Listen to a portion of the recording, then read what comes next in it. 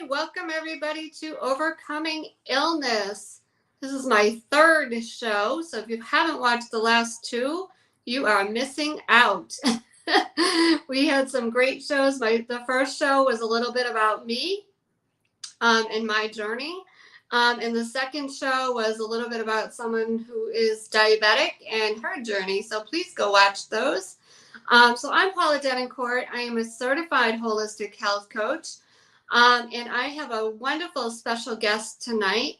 And I'm really, really, really excited to have her. And I really want to thank her for saying yes to being with us tonight, as well as Elevation TV Network for having us on this platform. So let me just share a little bit about me really quick, and then we're going to go right into our interview with Marie. So again, I'm a holistic health coach. Been doing my business since about 2010. I help people overcome things like food allergies, food sensitivities, and autoimmune. I've done a lot with Lyme disease and autoimmune. I suffered from multiple food allergies. So that's just a little bit about me. We're not here tonight to just talk about me. So we are here to talk about Marie. So I'm going to introduce Marie. Marie Muhammad is the great granddaughter of one of the most revered leaders in the Black Muslim movement, the late Elijah Muhammad, founder of the modern-day Nation of Islam. Although Marie was surrounded by the influence of her Muslim relatives, she refused to be trained in the teachings of Islam.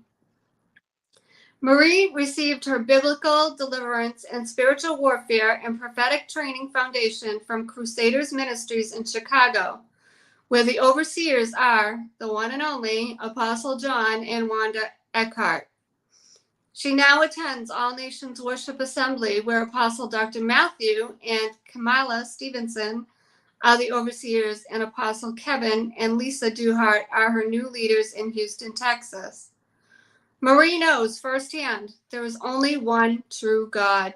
Her testimony of struggle and victory landed her as the featured story of Charisma magazine in March 2021. Marie has recently been interviewed on the Christian Television Network in January 2022 to share about her memoir, Overcoming the Shipwrecks of Life on Broken Pieces. In this article, Marie gave readers an inside look into the life of a man who is responsible for leading thousands of souls into the nation.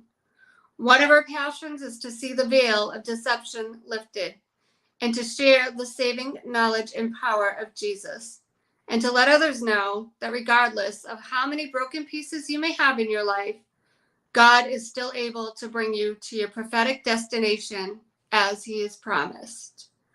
So I want to welcome Marie. And before I welcome Marie, I almost forgot, most importantly, today's two very important days. Today's a day of freedom. It's Juneteenth. And today is Father's Day. So our one and only Father, God, happy Father's Day. And happy Fathers to all the dads out there. The dads that are single dads, whatever type of dad you are, you're in that role. So we do want to say happy Father's Day and happy Juneteenth. And I want to welcome you, Marie. Welcome.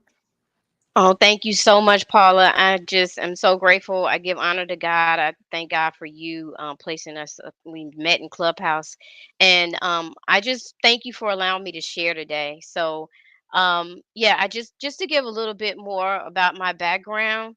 Yeah. Elijah Muhammad. My book, like we talked about, is here. People can get a copy. It's called Overcoming the Shipwrecks of Life on Broken Pieces, my memoir. And just Mm-hmm. want to share a quick excerpt, just to give a little bit more history. Elisha shaped the Nation of Islam into a major religious group. And in the 4 decades before his death in 1975, he developed this network of schools in over 46 different cities. He established restaurant stores, a bank, a publishing company that printed the country's largest circulating black newspaper, and he even had 15,000 acres of farms in 3 states that produced many different items across the country by the Nation of Islam and owned trucks and planes. The thing about my great grandfather, I want people to understand that he created his own false doctrine, his own religion. So for people to understand the strong men and the strongholds that I had to battle to overcome. He's the fourth generation back from me. The Bible talks about that the sins will be visited from the third and fourth generations. And I and my siblings, we had to battle a lot, to come into this place, to come into our assignment, our destiny, to be able to really be who God called us to be. And and a lot of these things happen in the marriage through our bloodline. So that's what I'm going to be talking about today. What I had to deal with in my marriage and what I felt was my assignment to my family, and how God birthed that through the lining of my marriage. He embedded his prophetic dream. I talk about in the lining of my marriage. My great grandfather Elijah Muhammad was married to my grandmother Claire Muhammad. He had 23 illegitimate children outside of her marriage. So there was a lot of adultery. And then my grandfather, who was Muhammad Ali's manager, who was appointed by him to be Muhammad Ali's manager, he had 10 children outside of my real grandmother. And then my father's been married numerous times. So there was a very strong bloodline curse of covenant breaking on my bloodline. That's just incredible. I mean, it was your great grandfather, right? So he had that business Correct. background, and he just did. I mean, he had a newspaper, he had farmland, he had He a had a lot. lot of things. He could have really been used mightily by God. He actually challenged his parents, my roots were in Christianity.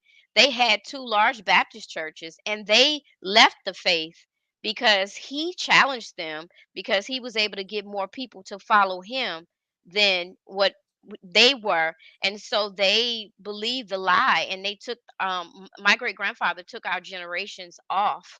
And that's why I believe, that part of my assignment was to be a restorer of the breach, to stand in the gap. And I have other family members that are Christians as well, but I feel as though God actually gave me a dream, and I answered and submitted to that dream, through what I gave birth through during my marriage. Mm-hmm. Wow. Yeah. So you really had to be in the shadow. I mean, if you guys listening, she said Muhammad Ali. If you Yeah. remember, who doesn't know who Muhammad Ali is? She's talking about the boxer, the very Yeah, well. we took private lessons, Arabic lessons. When my grandfather would pick us up for the weekends, we often were dropped off because it was right down the street, the next block from his mansion, and we would often play there, and stay there as far as being entertained. And we took Arabic lessons, and I began to wander around the mansion. I wasn't going to do it, even though my mother didn't train us and raise us in church. She taught us that Jesus Christ was Lord, and we had a mustard seed of faith. And even for my own children, my own sons are not walking completely the way that I would want them to in their walk with God. But just to even encourage those that are watching, I think about my sibling, my brother and we often encourage one another, and we think about all that God delivered us from. And we had nothing but that mustard seed. And look how much God has developed us. And now, but we gave our children way more than that. So we believe him, and we exalt him to be bigger than, and able to do exactly what he could do if he could do it for us. And we didn't know him and wasn't raised in the church. Yeah, your grandfather, great grandfather, and I mean, they just. Whew, there's a lot going on now. Do all these children? Did they illegitimate children? Did they know who their grandparents were? Did they know? They do. They Yeah. do. We just don't all know each other. Okay. I mean, we have a very large family, Mm, very large. Like I said, we just don't all know each other very closely. mm-hmm. Yeah. So some of the challenges that I had to overcome because of that, my when I got married, Paula, I truly believed with all my heart that my marriage was going to be um it it was directly correlated with my assignment for what God had was going to do differently in my bloodline. right? And so it was very important to me that I married the right person. I got someone from the church. Apostle John Eckhart blessed us, even paid for our honeymoon, prophesied over us at our wedding. He let me know at my wedding, and I never forgot this part because we never got the video. Someone videotaped it in his family, but I never got it. And I wish I had, but I never forgot this. When he prophesied to us, I remember him telling me specifically how crucial my intercession would be to our union. And that was it was life or death. Wow. It was really life or death, you know. And just when my I remember with us dating, one of the things that was a deal breaker for me is I absolutely never wanted my husband, whoever I married, to commit adultery on me because I grew up in the devastation of abuse, and my parents were married, remarried, there was abuse there. My father broke in our house. I talk about it in my book. I was 8, the youngest of the 4, got the biggest butcher knife that he could find and told my mom to line all of us up, and so and I got a prophetic word even from someone when I was going through all of this at 30 years old in the midst of everything. And they began to uncoil me from the spirit of Python and death. And the prophetic word came forth. She told me, she said, the enemy had purpose for you to be killed at 8 years old. And she didn't even know, what had happened in my life. She didn't know my personal testimony. So coming from that, um, you know, I was call myself being very selective with who I married. Someone that was brought up in the church. I wasn't, understood the love of God, was on the praise and worship team, and we talked, and I remember him saying, he never planned on committing adultery. That was really, really important to him, and then for it to happen in our marriage early on, I was devastated, and I at the same time, Paula, that I was married, I was believing God for my inheritance. So I had rose up in my spirit to believe God to break the curse that was on our bloodline, to get back everything that the enemy had stolen. And at the same time that I did that, the enemy came after everything that I loved the most. And I almost felt like Job, it was almost like God offered me up, and I just couldn't understand how the enemy was able to get on me that close, to everything that I loved. And as I began to pray, and bind the enemy in my marriage, the Lord began to let me know that I had entered into uh spiritual warfare, ancestral spiritual warfare, because those demonic strongholds in my bloodline actually felt like they had a right to my marriage because of the doors that my great grandfather had opened, and then down through those all the way down to me, which I was, that fourth generation. And so I was warring for my life, and I had even become suicidal. But that spirit of suicidal was something that I dogged me from childhood. At 13, I was placed in. I actually, the enemy wanted me. It was on the brink. I opened my memoir on the brink of me being hospitalized, about to turn 13, because my birthday is on the 13th. And the enemy used to tell me, rehearse over and over in my head, Paula, that there was nothing special about me, and I should kill myself on the day I was born. And Mm. so it was my 13th, was supposed to be my golden birthday, but the enemy wanted me to take my life actually on my 13th birthday. And I Wow. had bought the sleeping pills, and I was going to do it. And I actually told my 8th grade teacher. And of course, she had to tell, and they came and got me and they locked me up. So I actually spent my 13th birthday, locked up, getting mental help.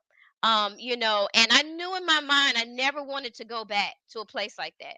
Never. Mm. And that was the only time I'd ever been institutionalized. And I remember getting down on my knees praying, even though I didn't go to church. My mom, like I say, here and there, she would pray with us at home. We didn't go to church though, and tell us that Christ was Lord. And I promised God that I would do better. But that spirit was there from rejection, because of all the things that my mom was enduring from my dad. And my mom often used to tell me that she didn't want 4 children. So I dealt with deep roots of rejection from the womb. And so I thought that I was done with that spirit, Paula. Mm.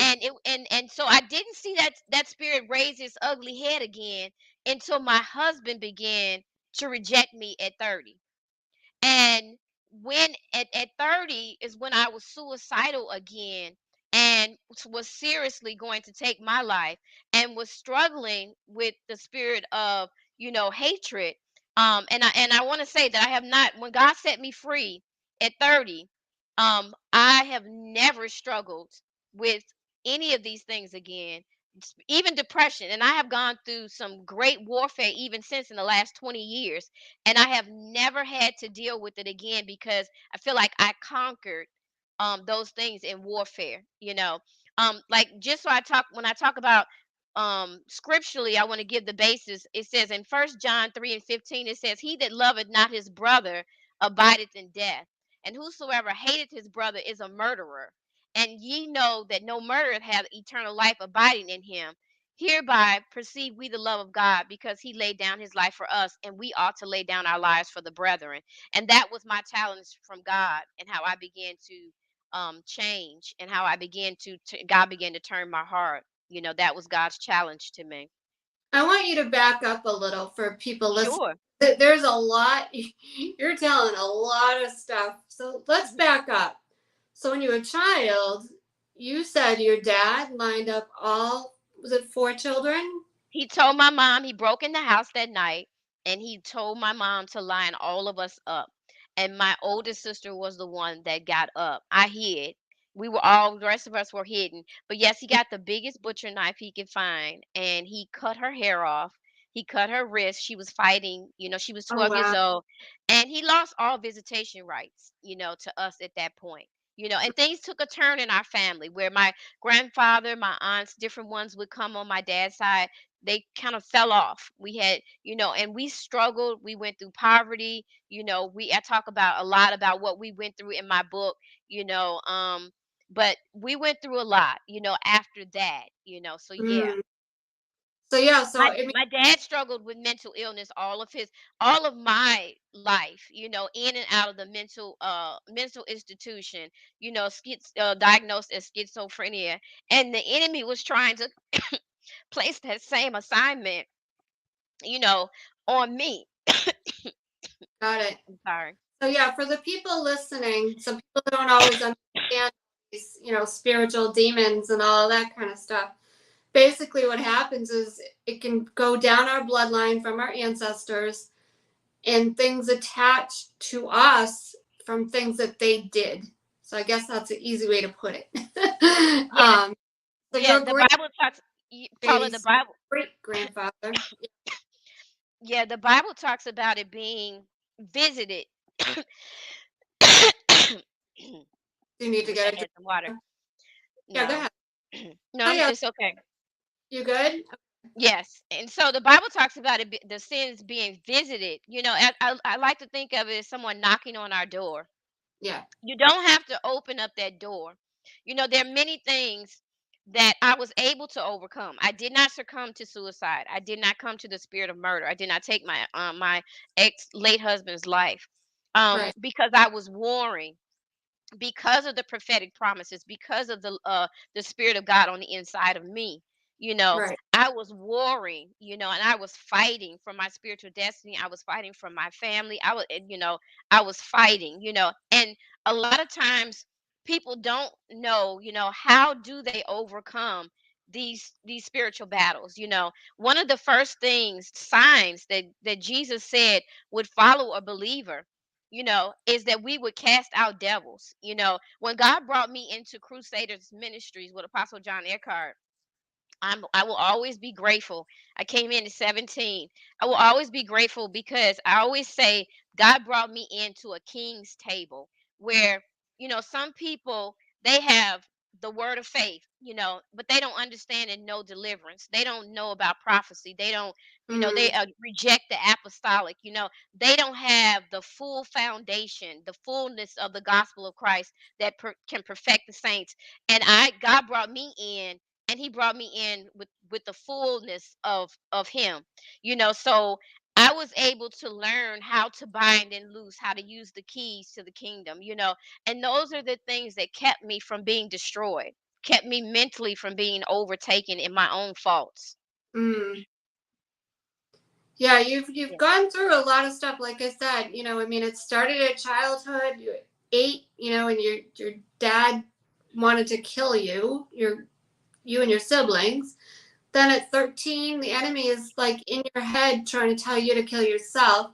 And so, for those of you listening out there, this is what happens. These spirits get a hold of us and tell us things like you're no good, you're not going to be any good, or whatever. And that we call it as a spirit. It's a spirit Exactly. side. I had that spirit a long time ago as well, and I'm not afraid to admit it. This is what happens as prophetic people. We get that, so you can get into this depressed state. The enemy wants you to kill yourself because we have a calling on our life for God's purpose and to help God's people. So, Yeah, it took Paula, me really having a God giving me a revelation knowledge and understanding of his love, the depths. I feel like God gave me the depth, a revelation of the depths of his love. See, the Bible talks about the height, width, breadth, length. There's many dimensions to God's love. We know in the scripture that the Bible tells us that God is love, but the depth of the rejection that I had, I felt like God was feeling that. And I remember one day, Paula, I remember in the midst of going through all this battle with my husband, I asked him, did he love me? And he was leaving out the door that day, and he turned around and he asked me, he said, do you love yourself? And he walked out the door. And I remember hitting the ground, just falling, like out, like, Lord. And I immediately told God, no, I did not love myself. It was like he took a sword and sliced me, but it was the mm, truth. I did not love myself. But I remember in that same moment saying, but Lord, I'll allow you to love me. And when I opened up my heart, the scripture talks about um lift up your heads, O ye gates, and be ye lifted up, yeah, ye everlasting doors, and the yeah, King of glory shall come in. And the word says, who is the King of glory? The Lord strong, mighty in battle is he. And the Lord began to show me that what I had done in that moment was I lifted up the everlasting gates of my heart, the mm, gates of that, and I began to long for him to reveal the love that him and I shared in eternity. And I mean, it was such, I used to think to myself, and I asked God, did I need that much love? And I didn't understand that the love of God was actually protecting me from, I mean, it was more than just someone telling you that. It was literally the love of God had become a shield that was keeping me alive, because I knew God loved me. I did not take my life, and I did not take mm, matters into my own hands. yeah, It became a revelation knowledge, not because someone told me. right. So let's go back a little bit more. So how long were you married? You got married at what age, and how long were you married?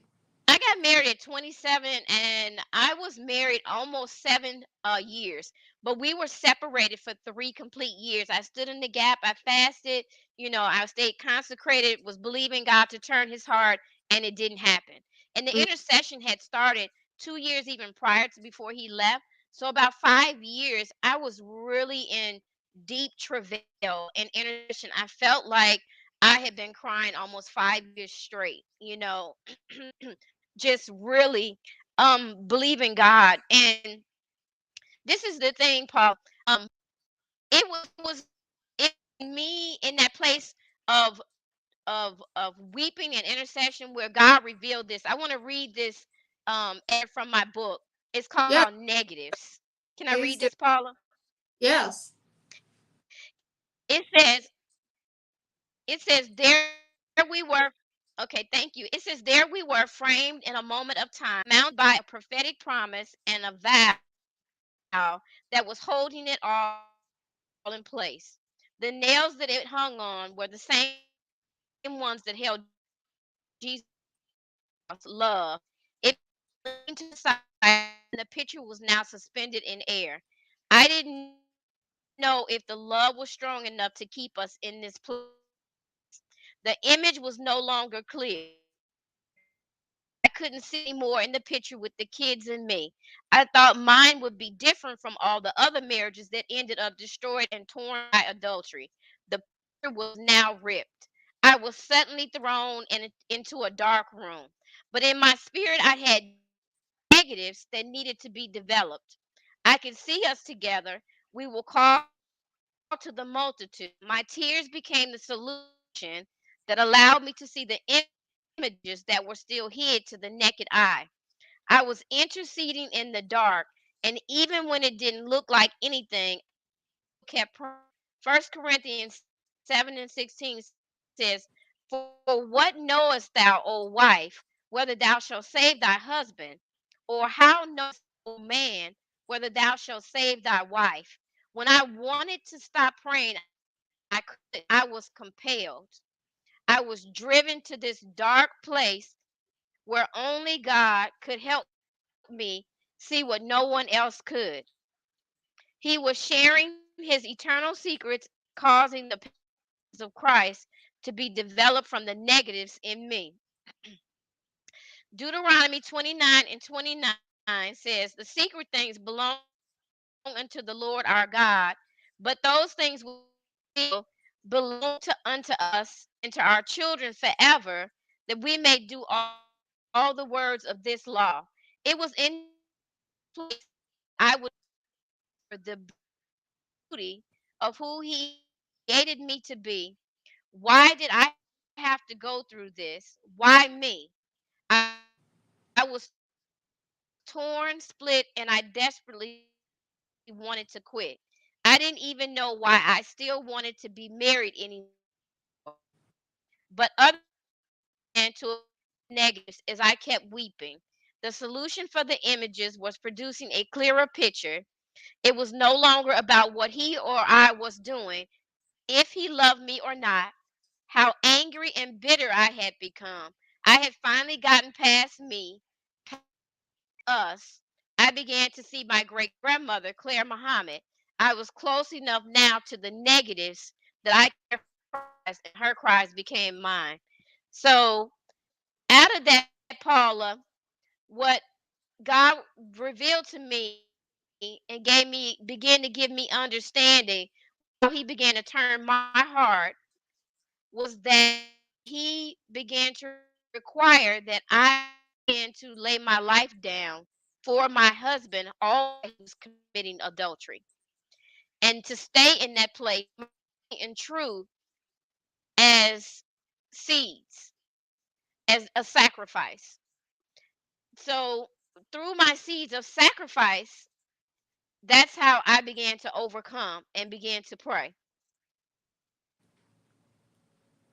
Do you understand, Paula? Yes. Paula. Can you hear me? Paula, Can you hear me? You're a little bit frozen. are you Can you hear? there?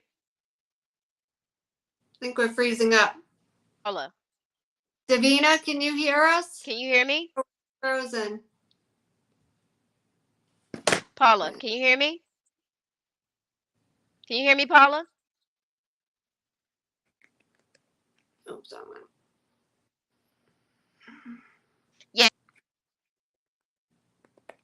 Yes, Can you hear me? yes, Davina, okay, you guys can hear I me? think Davina? so.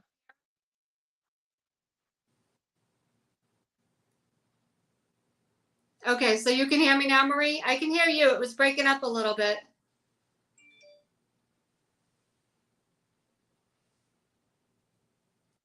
Oh, I just lost you completely. I can hear you, Paula. Oh, okay, I can hear you now. Okay, go ahead.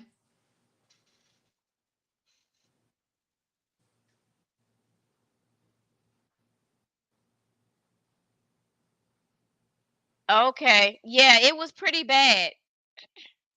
Yeah, it's freezing up a little bit. Davina, you can hear us both?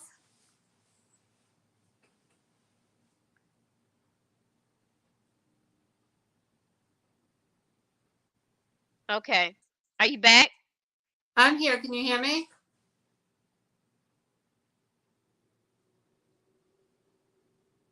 Is it there, Paula? Okay, Davina can hear us, so that's a good sign. I can hear you.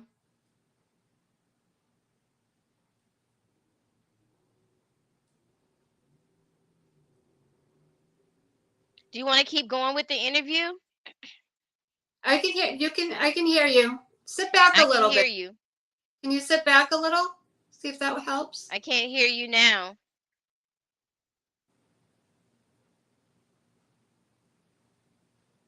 Can you hear me now?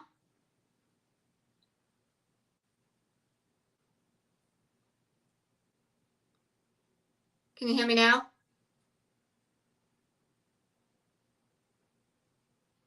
Frozen.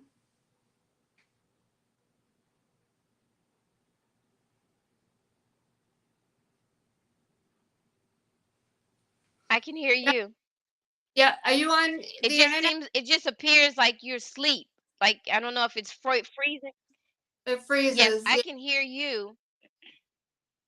I can hear you now. Can you hear me?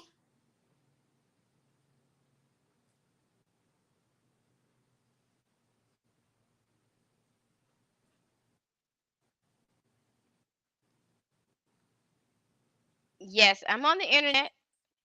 Okay, so I'm on Wi-Fi, I think. I can hear you.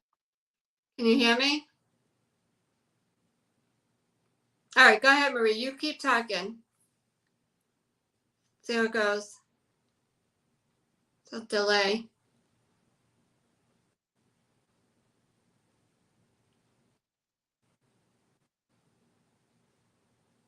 I can hear you saying, I can hear you saying, well, it's a big delay. All of a sudden.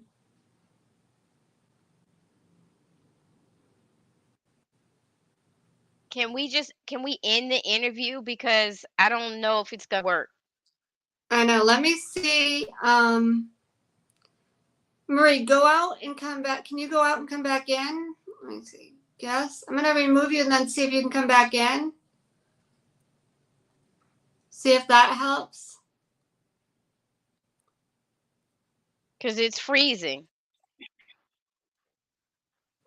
Let me try that.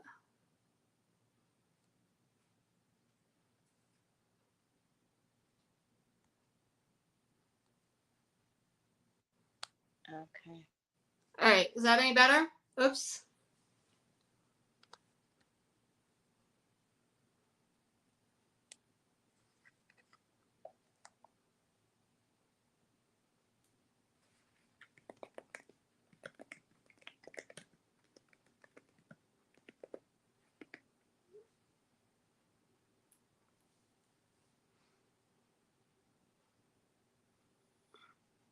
Thanks, Davina. The last time I tried it on my laptop, I couldn't get StreamYard to work.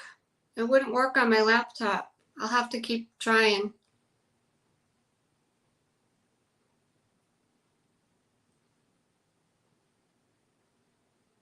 So,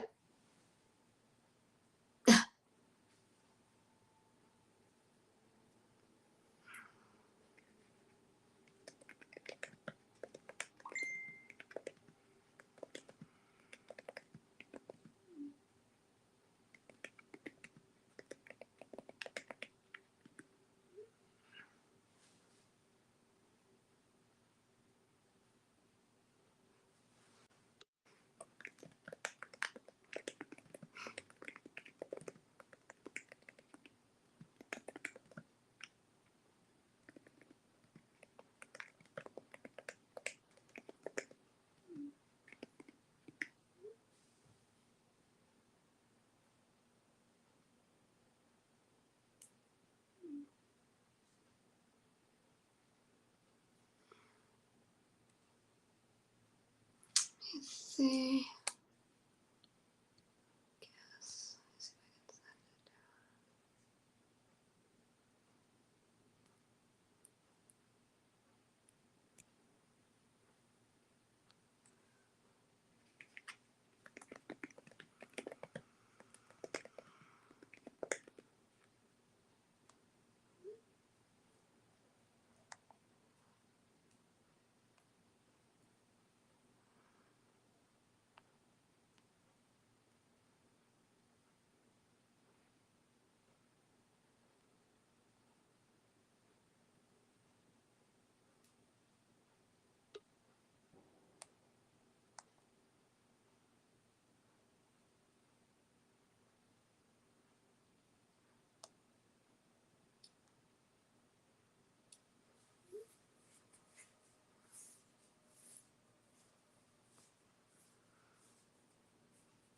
Sorry, guys. I'm just trying to get Marie to come back in.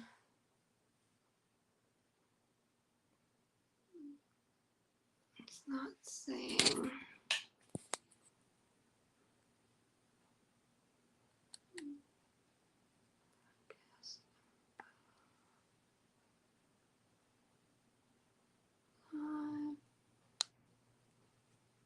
Nothing happened.